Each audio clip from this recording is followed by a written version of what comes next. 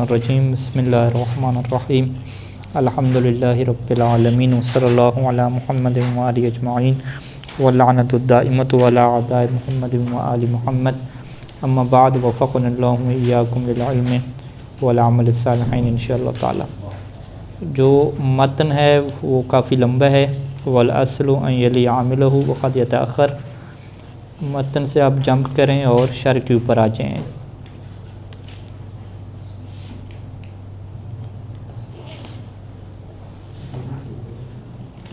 الفعل والفاعل كالكلمة الواحدة فحقهما ان يتصل حق المفعول ان يأتي بعدهما۔ بحث ہماری یہی ہے کہ یہ بات تو طے ہو چکی ہے کہ فاعل کی تعریف کا حصہ ہے کہ یہ ہمیشہ فعل کے بعد آئے گا، فعل سے پہلے اور اپنے عامل سے پہلے یہ نہیں جا سکتا۔ اب جب یہ فعل کے بعد آ رہا ہے تو اگر اس فعل کا مفعول ہے تو یہ پھر بحث ہوگی کیا یہ مفعول سے پہلے آنا چاہیے یا مفعول کے بعد بھی آ سکتا ہے، یا اسی طریقے سے فاصلے کی بحث ہو جاتی ہے کہ مفعول کے علاوہ کسی اور چیز کے درمیان میں فاصلہ آ سکتا ہے یا نہیں آ سکتا۔ تو ابن شام کہتے ہیں کہ قانون ہمارے پاس یہ ہے کہ فعل اور فاعل کالکلمۃ الواحدہ ایک ہی کلمہ کی طرح ہوتے ہیں، ایک ہی کلمہ کی طرح۔ یہ اس کی وجہ کیا ہے کہ کوئی بھی فعل بغیر فاعل کے نہیں ہو سکتا۔ جب بھی آپ فعل کا تصور کریں گے تو اس کے اندر فاعل آئے گا، تبھی جتنے بھی فعل ہوتے ہیں اس میں ایک بحث یہ ہے کہ آپ جو ہے وہ اس کو فقط فعل نہیں کہہ سکتے، یہ فعل اور اسم کا مرکب ہوتا ہے۔ جیسے فعل کی آپ مثال دیں کہ ضربہ، تو اگلا بندہ کیا کہے گا کہ ضربہ کے اندر ایک ضمیر ہے ہوا کی جو پوشیدہ ہے، تو پس ضربہ کیا ہو گیا؟ مرکب ہو گیا۔ فقط فعل کی کوئی مثال دینا چاہے تو وہ نہیں دے سکتا، ٹھیک ہے۔ تو پھر اسی وجہ سے جو ہے وہ ہم یہ کہیں گے کہ کلمہ کی جو تین قسمیں اسم، فعل اور حرف، اس میں سے فقط جو فعل کی مثال ہے وہ ہمارے پاس موجود نہیں ہے، لیکن چونکہ اس میں جو نگاہ ہے اور جو تخیل ہے اور تصور ہے وہ کس کے اوپر فوکس کی جاتا ہے؟ فعل کے اوپر فوکس کی جاتا ہے، اسم کے اوپر فوکس نہیں ہوتا، تو اسی وجہ سے اسے کیا کہا جاتا ہے؟ فعل کہا جاتا ہے۔ وگرنہ اگر دیکھا جائے تو فعل اور فاعل دونوں مل کر ایک کلمہ کی حیثیت رکھتے ہیں، ٹھیک ہے، ان کے درمیان جدائی ممکن ہی نہیں ہے۔ تو یہ ابن شام کا جو جملہ ہے کہ فعل اور فاعل ایک کلمہ کی طرح ہوتے ہیں، ایک کلمہ کی طرح ہوتے ہیں، یعنی ان کے درمیان افتراق ممکن ہی نہیں ہے۔ ہمارے پاس کوئی ایسا فعل نہیں ہے کہ جو فاعل کے بغیر ہو، کوئی ہم لا ہی نہیں سکتے۔ اچھا، جب یہ ایک کلمہ کی طرح ہیں تو فحقهما ان یتصل، تو پھر حق کیا بنتا ہے کہ یہ دونوں آپس میں متصل رہیں اور ان کے درمیان افتراق نہیں آنا چاہیے۔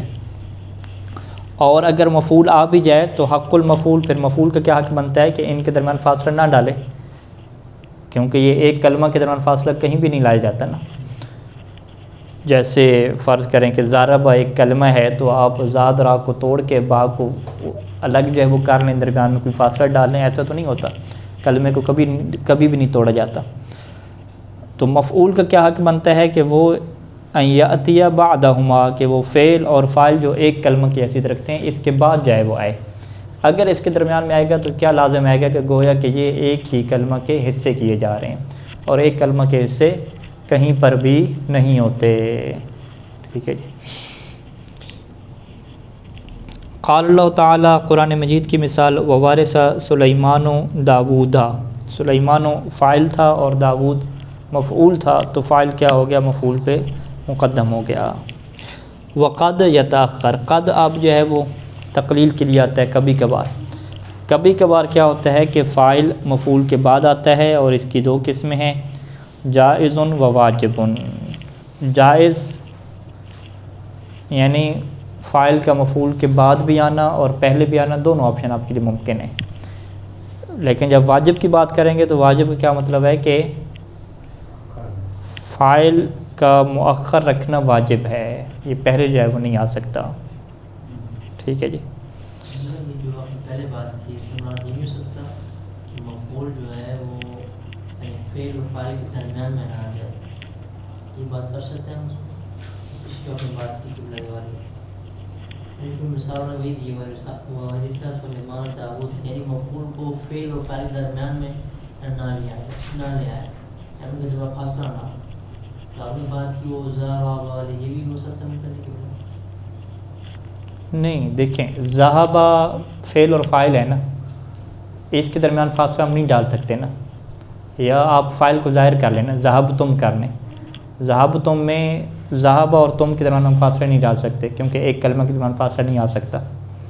تو اسی طریقے سے ذہبہ، یہ وارث سلیمان، وارث سلیمان کو جب پورا ہم دیکھیں گے تو یہ بھی کیا نحوی شمار کریں گے، کلمہ واحدہ شمار کریں گے۔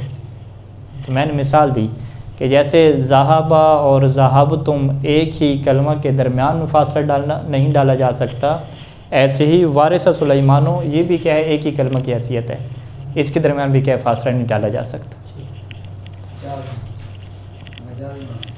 ہاں ہاں احسنتم، یعنی نحوی اسے کل کلمۃ الواحدہ کہتے ہیں، ایک ہی کلمہ کی طرح کہتے ہیں، ایک کلمہ ایسے نہیں کہتے ہیں، تو دو کلمے نا، وارث الگ کلمہ ہے، سلیمان کے الگ کلمہ، ٹھیک ہے۔ ہاں کل کلمۃ الواحدہ کیوں کہتے ہیں؟ کیونکہ فعل فاعل کے بغیر متصور ہی نہیں، واضح؟ اچھا، تو جائز اور واجب کی صورتیں ابھی ہم پڑھنے جا رہے ہیں۔ جائز کی جو مثال ہے قرآن مجید کی یہ آیت ہے کہ وَلَقَدْ جَاءَ آلَ فِرْعَوْنَ النُّذُرُ، آل فرعون میں آل جو ہے وہ فرعون کی طرف مضاف ہو رہا ہے، اور فرعون مضاف الیہ میں جو علامت جر اس کے اوپر کیا آئی ہے؟ فتح ہے۔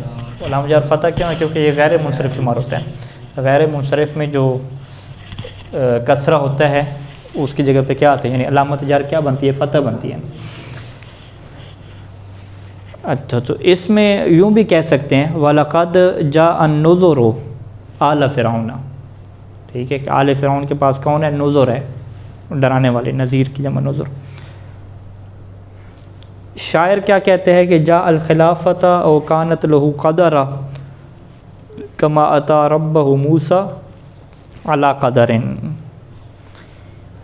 جاء الخلافۃ، جاء کے اندر ایک ضمیر ہے جو اس کا فاعل واقع ہو رہی ہے، جاء الخلافت یعنی وہ خلافت کو آ گیا، او کانت لہ قدر، یا خلافت جو ہے وہ اس کا کیا تھی؟ مقدر تھی، یعنی وہ خلافت کو آ گیا یا خلافت اللہ نے اس کے لیے مقدر کر رکھی تھی، ٹھیک ہے۔ کما اتی ربہ موسیٰ، جیسا کہ موسیٰ اپنے رب کے پاس گئے، علی قدر، مقدر طور پہ، کہ یہ بھی کیا تھی؟ موافقت تھی، اللہ کی طرف سے مقدر تھا اور حکم تھا، تو حضرت موسیٰ اپنے رب کے پاس چلے گئے۔ تو یہ اپنے بادشاہ کے متعلق شاعر جو ہے وہ ایک احتمال دے رہا ہے، ہو سکتا ہے کہ طنز کر رہا ہوں، ٹھیک ہے، کیونکہ یہ جو ہے نا وہ نیچے انہوں نے لکھا ہے کہ یہ عمر بن عبدالعزیز بن مروان جو تھا نا، اس کی شاعر تعریف کر رہے ہیں، ٹھیک ہے جی۔ وہ ہمیں تو اس میں تعریف نظر نہیں آتی کیونکہ اس نے او لگا دیا نا، یہ طنز بھی بن سکتا ہے نا کہ وہ خلافت کو آ کے پکڑ گیا، یعنی وہ خلافت پہ قابض ہو گیا، یا خلافت اللہ نے اس کے لیے رکھی تھی، جیسے کہ حضرت موسیٰ کو اللہ نے جو ہے وہ اپنے پاس بلا لیا تھا، ٹھیک ہے۔ تو یہ جو حضرت موسیٰ اور اس کے رب کی مثال دینا کہ جیسے حضرت موسیٰ اپنے رب کے پاس اللہ کے حکم سے گئے تھے، تو کیا اسی طرح اللہ کا حکم تھا کہ خلافت اس کے لیے ہو جائے، یا یہ پھر خلافت کو آ گیا؟ تو شاعر جو ہے وہ یہاں پہ ایک جملہ کہہ رہا ہے، تو اگلا بندہ جو ہے وہ اس کی دونوں طرح سے تشریح کر رہے ہیں۔ تو جو نیچے شاعر ہے اس نے تعریف کی، کس نے کہا ہے کہ شاعر جو ہے وہ اس کی تعریف کر رہا ہے کہ جی وہ خلافت کو ایسے آیا ہے کہ جیسے حضرت موسیٰ علیہ السلام اپنے رب کے پاس گئے تھے، کیونکہ رب نے ان کو بلایا تھا، تو اللہ نے بھی کیا اس کو خلیفہ کے طور پہ بلا لیا ہے کہ تم خلافت کے اوپر آ جاؤ۔ بہرحال شاہد مثال کیا ہے؟ اتا ربہ موسیٰ، ٹھیک ہے، ربہ موسیٰ میں یہ شاہد مثال ہے۔ اس میں آپ یہ کہہ سکتے ہیں کہ اتا موسیٰ ربہ، یہ کہہ سکتے ہیں۔ اب یہاں پہ بحث یہ ہے کہ اگر ربہ کو آپ پہلے لے کر آ رہے ہیں تو جو ہو کی ضمیر ہے یہ کہاں پہ پلٹے گی؟ کما اتا ربہ موسیٰ میں جو ہو کی ضمیر ہے، ہاں بھی کدھر پلٹ رہی ہے ہو کی ضمیر؟ عطا کا فاعل کیا ہے؟ موسیٰ فاعل ہے نا، عطا کا فاعل تو موسیٰ ہو گیا نا، ٹھیک ہے۔ تو رب کیا ہو گیا؟ ربا عطا کا مفعول ہو گیا، ہو کیا رب کے لیے مضاف الیہ ہو گیا، تو ہو کی ضمیر کدھر پلٹ رہی ہے؟ موسیٰ کی طرف پلٹ رہی ہے۔ تو اب یہاں پہ یہ سوال آتا ہے کہ کیا ضمیر بعد والی کی طرف پلٹتی ہے یا نہیں پلٹتی؟ ٹھیک ہے، تو یہاں پہ بعد والے کی طرف کب پلٹتی ہے کہ اگر بعد والے کا رتبہ کیا ہو، پہلے والا ہو. تو ہم کیا کہتے ہیں کہ جو موسیٰ یہاں پہ آپ کو نظر آ رہا ہے نا، لفظی طور پہ بعد میں نظر آ رہا ہے، لیکن چونکہ یہ فاعل ہے تو فاعل کا رتبہ کیا ہے، رب سے پہلے کا ہے. ٹھیک ہے، مفعول سے پہلے کا، جو کہ یہاں پہ رب واقع ہو رہا ہے. تو لہٰذا یہ قانون نحویوں نے دیا کہ ضمیر جو ہے وہ بعد والی کی طرف پلٹ سکتی ہے، لیکن شرط کیا ہے کہ اگر بعد والے کا رتبہ کیا ہو، پہلے والا ہو. ٹھیک ہے، لیکن اگر بعد والا رتبتاً اور لفظاً دونوں طور پہ متاخر ہو تو پھر اس کی طرف ضمیر نہیں پلٹ سکتی. ٹھیک ہے، تو لہٰذا جب بھی یہ سوال ہوگا کہ کیا ضمیر بعد والے کی طرف پلٹتی ہے یا نہیں پلٹتی، تو آپ جواب یہ نہیں دے سکتے کہ نہیں پلٹتی. نہیں، آپ اس میں کیا تفصیل دیں گے. آپ کیا کہیں گے، اگر وہ فقط لفظی طور پہ بعد میں ہے لیکن رتبتاً وہ پہلے ہوتا ہے تو پھر ضمیر پلٹ سکتی ہے، اس میں ایشو نہیں ہے. تو چونکہ یہاں پہ ضمیر پلٹ سکتی تھی بعد والے کی طرف رتبتاً کے قانون کے تحت، تو اسی وجہ سے کیا ہے، یہ آگے پیچھے اس کو کرنا کیا ہو جائے گا، جائز ہو جائے گا، اس میں مشکل نہیں رہے گی. فَلَوْ قِيلَ فِي الْكَلَامِ، اگر کلام میں یوں کہا جائے جاء النُّذُرُ عَلَى فِرْعَوْنَ لَكَانَ جَائِزًا، وَكَذَلِكَ لَوْ قِيلَ، اور اسی طریقے سے اگر یوں کہا جائے کہ كَمَا أَتَى مُوسَىٰ رَبَّهُ، یہ بھی کیا ہو جائے گا، جائز ہو جائے گا. وَذَلِكَ لِأَنَّ الضَّمِيرَ حِينَئِذٍ، کیونکہ جب آپ اس کو عطا موسیٰ ربہ کریں گے تو اس صورت میں ضمیر کیا ہے، یکون عائدًا علی متقدم، تو یہ پلٹے گی کس کی طرف، متقدم کے اوپر پلٹے گی نا، پہلے والے کی طرف. اور یہاں پہ پھر متقدم کیا کہلائے گا، لفظاً و رتبتاً کہلائے گا. جبکہ پہلے والی مثال میں ضمیر متقدم کی طرف پلٹ رہی ہے، لیکن وہ متقدم کیا ہے، لفظاً ہے یا رتبتاً ہے، ہاں رتبتاً ہے.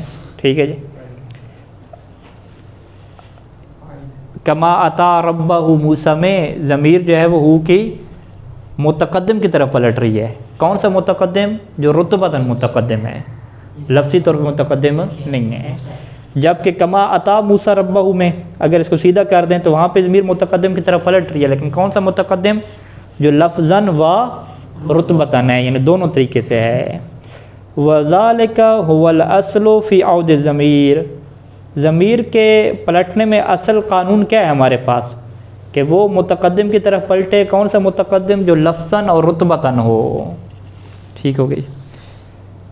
والواجب، واجب سے کیا مراد ہے، کہ جہاں پہ فاعل کا مفعول کے بعد آنا کیا ہوتا ہے، واجب ہوتا ہے. پہلے رکھیں گے تو کیا ہو جائے گا، عربی زبان کے اعتبار سے جملہ غلط ہو جائے گا. قرآن مجید کی یہ آیت ہے کہ وَإِذَا ابْتَلَىٰ إِبْرَاهِيمَ رَبُّهُ، یہاں پہ ربہ کو مقدم نہیں کر سکتے. ابتلا ربہ ابراہیم، اس کی وجہ کیا ہے کہ ربہ میں جو ہو کی ضمیر ہے وہ کس کی طرف پلٹ رہی ہے، ابراہیم کی طرف پلٹ رہی ہے. اور ابراہیم کیا ہے، مفعول ہے. اور مفعول کیا ہوتا ہے، رتبتاً متقدم ہوتا ہے یا نہیں ہوتا، مفعول رتبتاً متقدم نہیں ہوتا. یہ اس کا رتبہ بھی کیا ہے، بعد میں آنے والا ہے. تو لہٰذا ابراہیم کا جب رتبہ کیا ہے، بعد میں آنے والا ہے، تو ربہ کو اگر اس سے پہلے ہم کریں گے تو وہ لفظی طور پہ بھی بعد میں آ گیا اور رتبہ کے طور پہ بھی بعد میں آ گیا. تو پھر کیا لازم آ جائے گا کہ ضمیر پلٹ رہی ہے ایک ایسے متاخر کی طرف کہ جو لفظاً بھی متاخر ہے اور رتبتاً بھی متاخر ہے. بس متقدم نام کی کوئی چیز بھی آپ کے پاس نہیں بچے گی. تو لہٰذا اس وجہ سے جائز نہیں ہوگا. وذالک، اس کی وجہ کیا ہے کہ لأنه لو قدم الفاعل هنا، اگر یہاں پہ فاعل کو مقدم کریں، فقیل، اور یوں جملہ کہا جائے ابتلا رب ابراہیم، تو لازم عود الضمیر علی متاخر لفظاً و رتبتاً، تو کیا لازم آئے گا کہ ضمیر پلٹ جائے ایک ایسے متاخر کی طرف کہ جو لفظاً اور رتبتاً کیا متاخر ہے. وذالک لا یجوز، اور یہ جائز نہیں ہوتا. وکذالک نحو قولک، اسی طریقے سے ایک اور مثال اس کی کیا ہے، ضربنی زیدن. ضربنی زیدن میں مفعول کیا ہے آپ کے پاس، یا جو ہے یا ضمیر ہے. یہ یا ضمیر کو کیا کہتے ہیں، ضمیر متصل کہتے ہیں نا. اس کو آپ مفعول بنائیں ضمیر منفصل کی صورت میں تاکہ ہم بعد میں سے لے جائیں، زید کو پہلے لیں. تو پھر عبارت کیسے بنے گی، ضربا زیدن یا بنے گی. ٹھیک ہے، تو یہ جملہ درست بننا چاہیے. تو تو ابن شام کہتے ہیں جملہ درست بن جائے گا یہاں پہ، لیکن ایک قانون نحو کا اور ٹوٹ جائے گا۔ وہ قانون کیا ہے کہ جب ضمیر کا متصل لانا ممکن ہو تو منفصل کی طرف آپ سفر نہیں کر سکتے۔ وذالک انہ لو قیل، اگر یوں کہا جائے ضرب زید ایایا لازم فصل الضمیر، تو لازم آ جائے گا کہ ضمیر کو آپ نے جدا کر دیا، فصل الضمیر ہوگی، یعنی ضمیر کیا ہے منفصل لے گئے، لازم ہے انفصال الضمیر، یوں کہہ دیں۔ مع التمکن من اتصال ہی، آپ نے ضمیر کو منفصل کر دیا جبکہ اس کا متصل ہونا ممکن تھا۔ وذالک ایضا لا یجوز، اور یہ بھی کہ جائز نہیں ہے کہ منفصل ممکن ہو تو آپ نہیں، متصل ممکن ہو تو آپ کیا منفصل نہیں ہیں۔ لفظ سے کیا پڑھ لیتے ہیں ضمیر کا جو ہے اس میں آتا ہے کہ لفظ سے کیا مراد ہے کہ لفظ متأخر نہ ہو، لفظ تلفظ میں، لفظ کیسے کہتے ہیں؟ بولنا، تلفظ لکھنا، لکھنا بولنا۔ لفظوں یا لفظی طور پہ دیکھیں بھی لفظ کہاں پہ کھڑے ہیں، آپ کہتے ہیں ابتدائی طور بعد میں کھڑا ہوا، یہ لفظاً ہو گیا، ٹھیک ہے۔ وقد یجب ایضا تاخیر المفعول فی نحو، اور کبھی کیا ہے مفعول کو بعد میں رکھنا کیا ہوتا ہے؟ واجب ہوتا ہے، یعنی فاعل کا مقدم رہنا مفعول کے اوپر واجب ہوتا ہے۔ کن جیسی مثالوں میں؟ ان جیسی مثالوں میں، ضرب موسیٰ اور عیسیٰ میں، ٹھیک ہے جی۔ اس کی وجہ کیا ہے کہ لانتفاء دلالت علی فاعلیت احدہما و مفعولیت الآخر، کیونکہ اگر یہاں پہ آپ مقدم کر دیں گے تو انتفاء دلالت، آپ کے پاس کوئی دلیل ہے ہی نہیں کہ جو ایک کے فاعل ہونے کو ثابت کرے اور دوسرے کے مفعول ہونے کو ثابت کرے، ایسی کوئی دلالت آپ کے پاس ہے ہی نہیں، تو کلام میں کیا ہو جائے گا؟ لبس پیدا ہو جائے گا، اشتباہ پیدا ہو جائے گا، پتہ نہیں چلے گا کہ موسیٰ نے عیسیٰ کو مارا ہے یا عیسیٰ نے موسیٰ کو مارا ہے۔ تو لہٰذا یہاں پہ جب بھی جملہ بولا جائے گا تو آپ کیا کہیں گے کہ پہلے والا فاعل ہوگا اور دوسرے والا مفعول ہوگا۔ فلو وجدت قرینۃ معنویۃ، اگر کوئی قرینہ آپ کے پاس موجود ہو، یعنی کوئی دلالت، کوئی دلیل موجود ہو کہ آپ کو پتہ چل رہا ہو کہ یہی فاعل بنے گا، اب وہ قرینہ معنوی ہو سکتا ہے یا لفظی ہو سکتا ہے۔ معنوی یعنی معنی کے اعتبار سے آپ سوچیں، ارضعت الصغریٰ الکبریٰ، ٹھیک ہے جی، بڑی خاتون نے چھوٹی کو دودھ پلایا، ٹھیک ہے۔ تو اب یہاں پہ صغریٰ اور کبریٰ میں واضح ہے کہ صغریٰ تو کبریٰ کو دودھ نہیں پلائے گی نا، کیونکہ بات کس کی ہو رہی ہے؟ رضاعت کی ہو رہی ہے۔ تو یہ یعنی ایک جو پریکٹیکل معنی ہے کہ بچوں کو دودھ جو پلایا جاتا ہے وہ بڑی خاتون ہوتی ہے، چھوٹی تھوڑی ہوتی ہے، ٹھیک ہے۔ تو یہ معنوی طور پہ قرینہ موجود ہے کہ صغریٰ جو پہلے بھی آ گیا تو یہ فاعل واقعہ نہیں ہوگا۔ اسی طریقے سے اکل الکمثرہ موسیٰ، کمثرہ کوئی جڑی بوٹی ہے، تو اس میں واضح ہے، ہاں یہ میرے پاس کمثرہ، ہاں لغت میں دیکھیں تلفظ کیا ہے اس کا، تو کمثرہ عام طور پہ ہم مشہور ہے اس کا کمثرہ، ٹھیک ہے۔ تو واضح ہے کہ جو جڑی بوٹی ہے وہ انسان کو نہیں کھاتی، تو اسے بھی کیا کہتے ہیں؟ قرینہ معنوی کہتے ہیں، کہ معنوی طور میں ہمیں پتہ ہے، تو آگے پیچھے کرتے رہیں، کوئی ایشو نہیں ہے۔ یا جو ہے وہ قرینہ لفظیہ موجود ہو، جیسے ضربت موسیٰ سلمہ، ضربت آ گیا نا، ضربت، تو یہ لفظی قرینہ موجود ہے ہمارے پاس کہ ضربت کو جو فاعل ہے وہ سلمہ ہی بنے گی، موسیٰ نہیں بنے گا۔ اسی طریقے سے ضرب موسیٰ العاقل عیسیٰ، یہاں پہ لفظی قرینہ کون سا ہے؟ العاقل، تابع آ گیا نا، عاقلہ لکھا ہوا ہے، ہاں عاقلہ ہونا چاہیے، ٹھیک ہے۔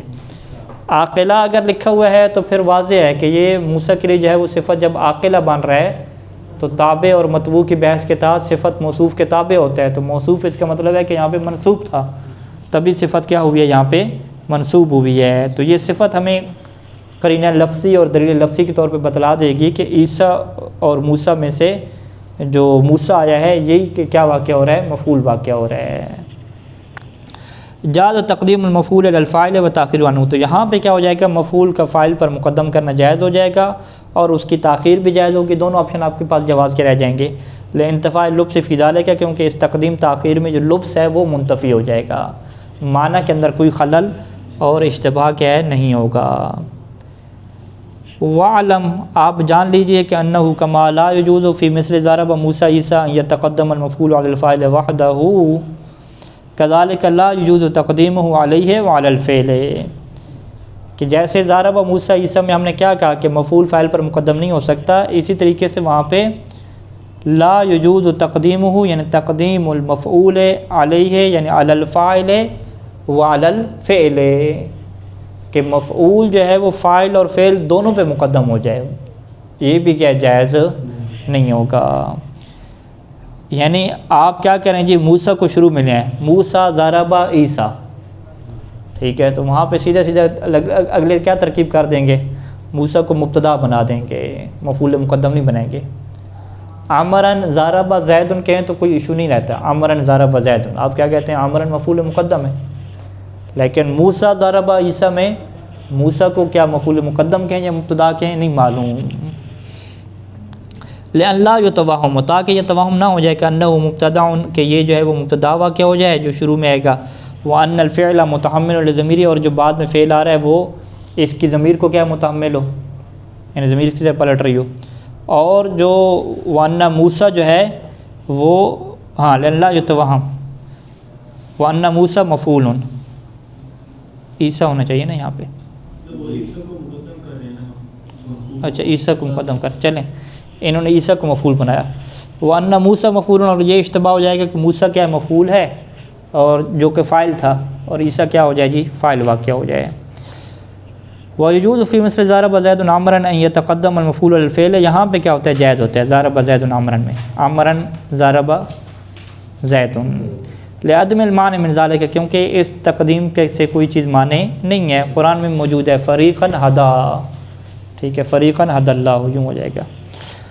وقد یکون تقدیم واجباً، اور کبھی ایسی صورتحال ہوتی ہے کہ مفعول کا فعل کے اوپر مقدم ہو جانا واجب ہو جاتا ہے، کہ قول تعالیٰ ایما تدعو فلہ الاسماء الحسنی، فَأَيَّ مفعول لتدعو، تو یہاں پہ ایّا کیا واقع ہو رہا ہے، فَأَيًّا ما تدعو، ایم ما تدعو، ایّا مفعول ہے تدعو کے لیے، مقدم علیہ وجوباً ہے، کیوں، لأنہ شرط، کیونکہ یہ شرط ہے، وہ شرط لہو صدر الکلام، اور شرط کے لیے کیا ہوتا ہے صدر کلام ہوتا ہے، وتدعو مجزوم بھی، اور تدعو جو ہے وہ اسی شرط کی وجہ سے کیا ہے مجزوم ہے۔ تو یہ چند ایک موارد ہو گئے مفعول کے مقدم ہونے کے۔ صلی اللہ علی محمد و آلہ اجمعین۔